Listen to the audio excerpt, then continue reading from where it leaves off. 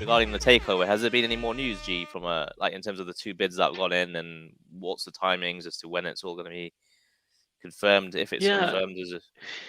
it's an interesting one, right? Because there's conspiracy theories around this as well. Like with Elliott Capital obviously coming in and saying that they don't want to take over and just give Glazers more money to, stay at the club, which kind of complicates things. The Qatari fund wants a straight buyout.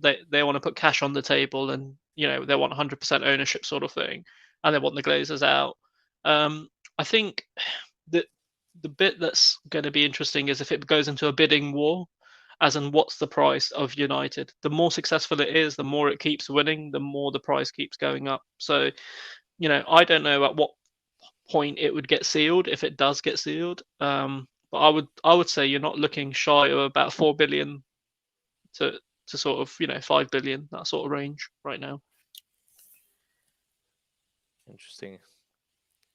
Does it worry you, G, that the bids that came in?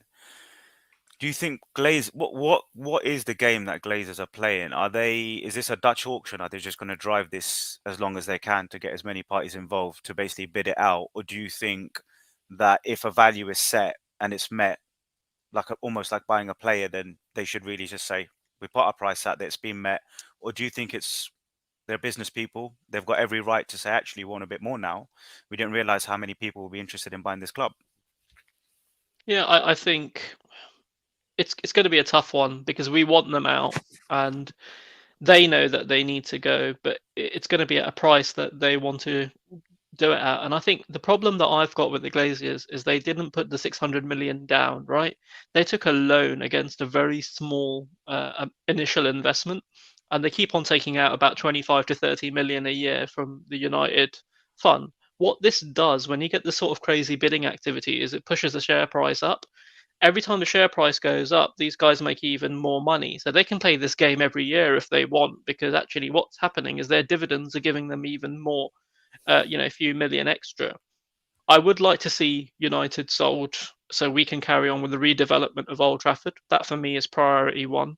And then sort of comes the investment in terms of the players on the pitch as well, because I thought the players are doing really well.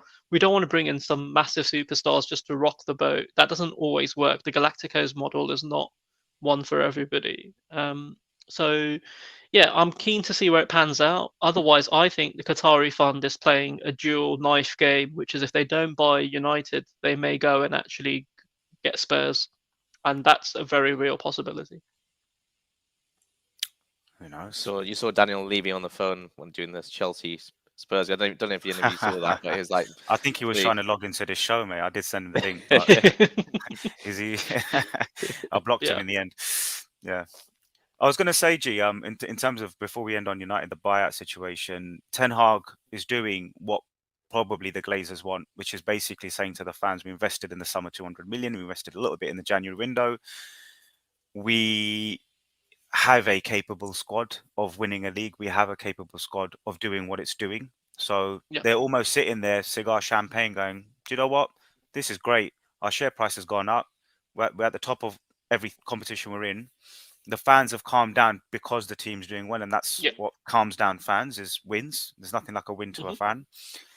And I just wonder if they're now sitting back thinking, we almost went out there and got a valuation of the club, theoretically going out there by putting it like an estate agent would. Exactly that. They've got a valuation. I'll put my property. Actually, no, I don't want to sell it now because I didn't realize you wanted to buy it and you wanted to buy it. And oh wow, the market's they can play the market, being the biggest club in the world. So I just wonder if this is going to drag out, but we'll see what happens, mate. I mean, I guess from the United fan base's point of view, like you said, most of them want it sold. You want new owners in. You want that development off the pitch as well as on the pitch, because the club's rusted off the pitch, isn't it? The stadium's falling apart. It is. It's a horrific state. It will cost $2 billion to fix that. So yeah. Yeah, absolutely, mate. And I think from most United fans' feedback, and there's a human rights issue with the Qataris and money that comes from there is. Yeah, there's a lot of sort of sports washing going on with the Qataris, and I think we're just careful.